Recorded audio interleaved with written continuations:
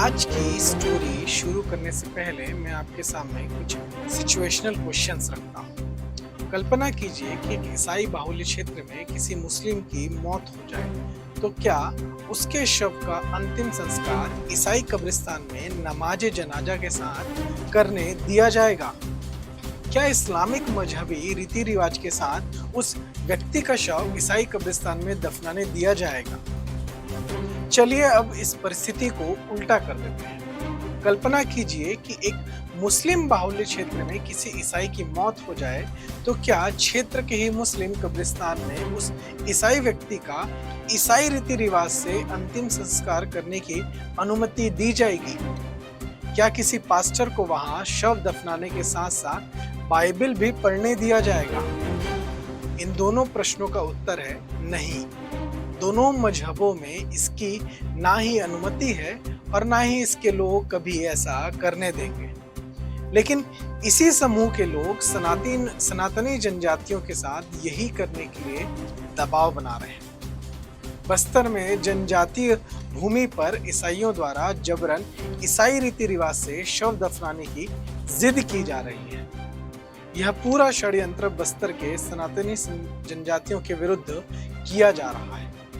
आइए समझते हैं इस पूरे मामले को। मैं हूं शुभम उपाध्याय और आप देख रहे हैं द नैरेटिव।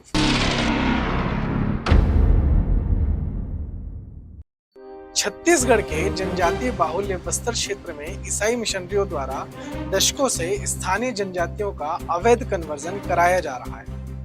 ईसाई मिशनरियों के कारण किए जा रहे इस अनैतिक कृत्य के चलते आमतौर पर शांत रहने वाले बस्तर से लगातार सामाजिक तनाव की खबरें भी सामने आ रही हैं। बस्तर संभाग के विभिन्न जिलों में न सिर्फ अवैध कन्वर्जन का जाल बिछाया गया है, बल्कि इस क्षेत्र में जनजातीय संस्कृति को पूरी तरह से खत्म करने की कोशिश हो रही है।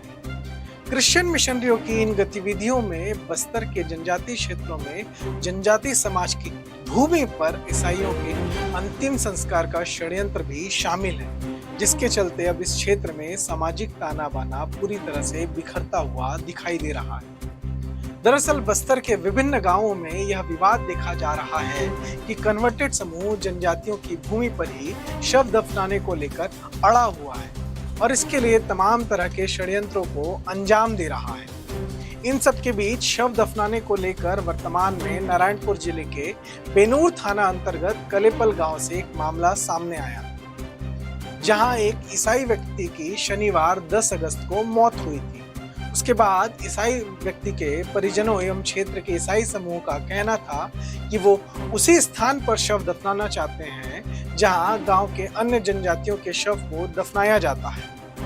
वहीं दूसरी ओर स्थानीय जनजाति ग्रामीणों का कहना था कि मृतक ईसाई बन चुका था और उसने ईसाई रीति रिवाजों का पालन किया, अतः उसका शव जनजातियों के स्थल में नहीं दफनाया जा सकता। इस मामले को लेकर पूरे क्षेत्र में तनाव बन चुका था। इसके बाद अगले दिन अर्थात 11 अगस्त को पूरे दिन पुलिस एवं प्रशासन को भी क्षेत्र में चौकन्ना रहना पड़ा। हालांकि ग्रामीणों का कहना था कि मृतक ईसाई के लोग उसके जो परिजन है वो नारायणपुर के ईसाई कब्रिस्तान में जाकर उसका अंतिम संस्कार कर सकते हैं, लेकिन उसके शव को गांव में नहीं दफनाने दिया जाएगा। अंततः सोमवार को स्थानीय सनातनी जनजातीय ग्रामीणों के विरोध के कारण प्रशासन को ईसाई व्यक्ति के शव को नारायणपुर के ईसाई कब्रिस्तान में ले जाना पड़ा और वहीं उसका अंतिम संस्कार किया गया। कलेपाल में हुआ यह एकमात्र ऐसा मामला नहीं है जिसमें कन्वर्टेड समूहों द्वारा जनजातियों की पवित्र भूमि पर ईसाई रीति रिवाज से शव दफनाने की कोशिश की गई हो।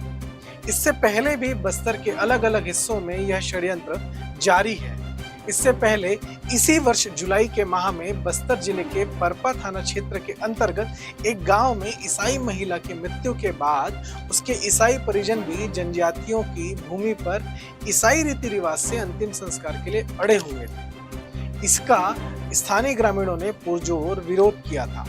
इसके अलावा नारायणपुर के ही भटपाल, सुकमा के कुछ अन्य गांव और कांकेर के कई गांव के क्षेत्रों से इस तरह के मामले सामने आ चुके हैं। इस विषय को लेकर यह बात समझ आती है कि बस्तर का पूरा क्षेत्र संविधान द्वारा दिए गए अधिकारों के तहत 5वीं अनुसूची क्षेत्र के रूप में घोषित है। ऐसे में इस क्षेत्र में विदेशी रिलीजन एवं अन्य शक्तियों द्वारा जनजातियों की संस्कृति में दखल देना कहीं न कहीं जनजाति समाज के अधिकारों के हनन का भी मामला दिखाई देता है। जनजाति समाज की अपनी एक व्यवस्था है जिसके तहत ही समाज की सारी पारंपरिक गतिविधियां चलती है और इसी के अनुसार समाज के लोग अपनी संस्कृति से जुड़े रहते हैं। ईसाइयों के शव को दफनाने का विरोध कर रहे जनजातीय ग्रामीणों का कहना है कि 5वीं अनुसूची क्षेत्र में उन्हें संविधान द्वारा कुछ विशेष अधिकार दिए गए हैं जो न सिर्फ उनकी संस्कृति के संरक्षण के लिए है बल्कि समाज की परंपरा को बनाए रखने के लिए भी है। उनका कहना है कि इन क्षेत्रों में जनजाति समाज का एक समाज प्रमुख होता है। यहाँ गायता, पुजारी, पटेल, सिरहा, बैगा होते हैं। यहाँ परगना की व्यवस्था होती है। कुल मिलाकर जनजातियों का एक कस्टमरी लॉ जिसे पारंपरिक कानून कहते हैं वो भी होता है और इसके तहत ही यह पूरा समाज चलता है। ऐसे में यहाँ विदेशी रिलीजन वाले आकर जनजातियों की संस्कृति को नुकसान पहुंचा रहे हैं। वहीं इस 5वीं अनुसूची क्षेत्र में जनजातियों के ही अधिकारों को दबाने की कोशिश की जा रही है। स्थानीय ग्रामीण इस पूरे मामले में यह कहते हैं कि जनजाति समाज में शव दफनाने की जो जमीन है उसकी व्यवस्था भी समाज के पारंपरिक नियमों और कानूनों के माध्यम से होती है। अंतिम संस्कार की विधियों में भी जनजाति रीति रिवाज का पालन किया जाता है और इसके अलावा जनजाति समाज में मृतक पुरखों को ईश्वर तुल्य माना जाता है, जिनके शव को दफनाने का स्थान भी एक पवित्र स्थल होता है।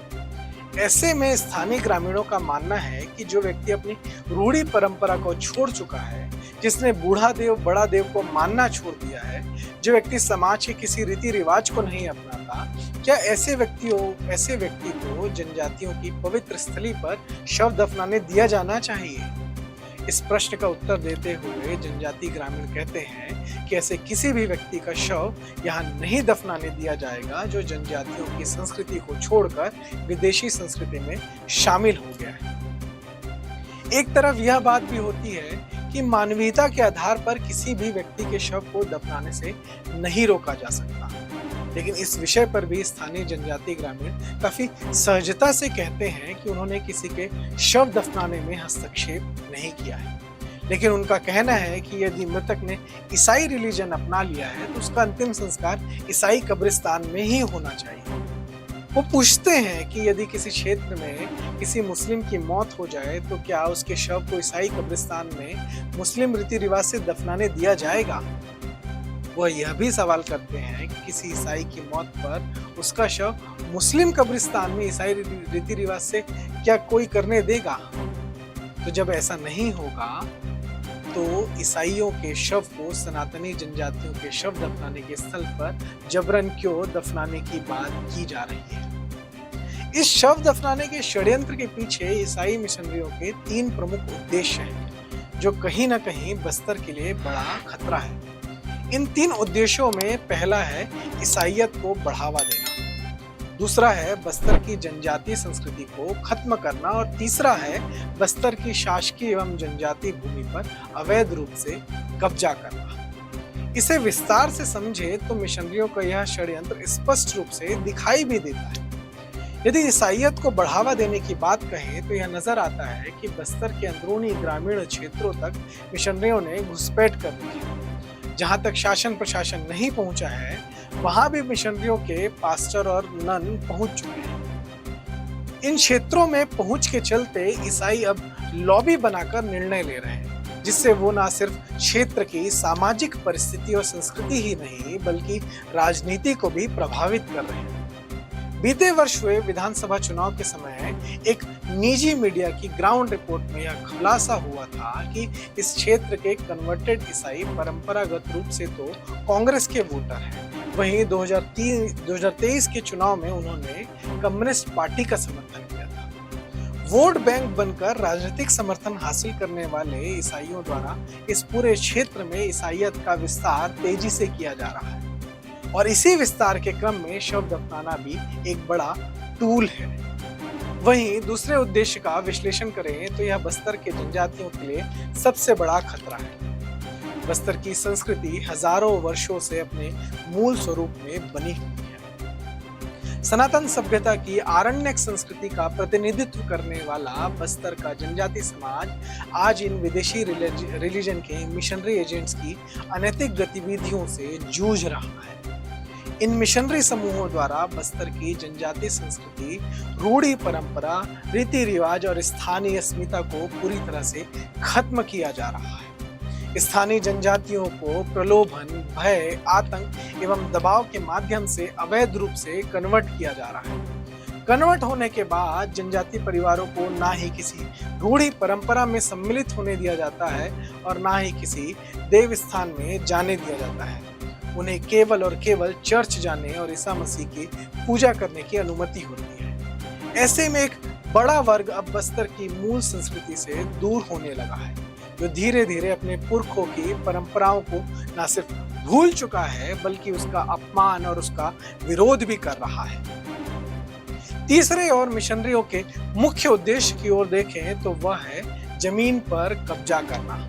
इसका एक ताजा उदाहरण नारायणपुर के ही भटपाल गांव से मिलता है, जहां मिशनरियों ने एक ईसाई व्यक्ति के शव को जनजातियों के देवस्थान के समीप ही दफन कर दिया था, जिसके बाद स्थानीय ग्रामीणों ने उसका जमकर विरोध किया।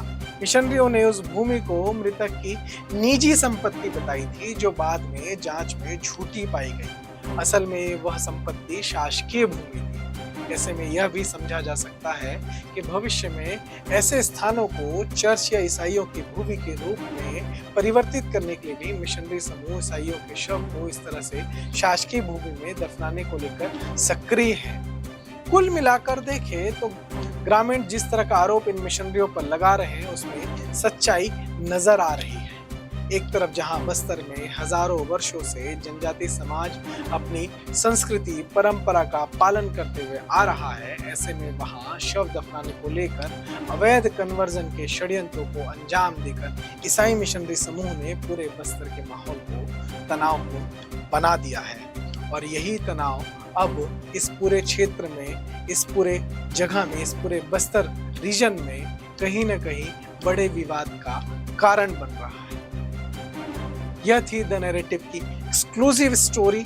ऐसी ही स्टोरीज को देखने के लिए आप देखते रहें द नैरेटिव। अगर आपको यह वीडियो पसंद आया हो और आपको द नैरेटिव की स्टोरीज पसंद आती हो तो आप हमारे चैनल को सब्सक्राइब कीजिए और द नैरेटिव के लेटेस्ट अपडेट को देखने के लिए, जानने के लिए बेल आइकन पर क्लिक कीजिए।